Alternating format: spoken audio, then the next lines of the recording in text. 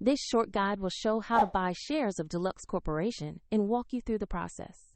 Deluxe provides payment and business services and trades on the NASDAQ under the ticker DLX.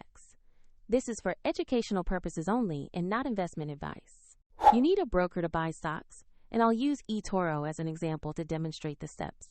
After registering, you'll have to verify your account, usually with a government ID, and add funds before you can place an order. Use the platform search bar and type the ticker DLX to find the company listing. Select the result that clearly matches Deluxe Corporation to open the stock page. On the stock page, review the company summary and check the price chart for context. Confirm the issuer name is Deluxe Corporation and that the ticker displays as DLX. To buy, click Investor Trade, enter the amount you want to invest, review the order details, and then confirm the trade. If the market is closed, the order will wait to execute, and if you don't have enough funds, the platform will prompt you to add money before confirming.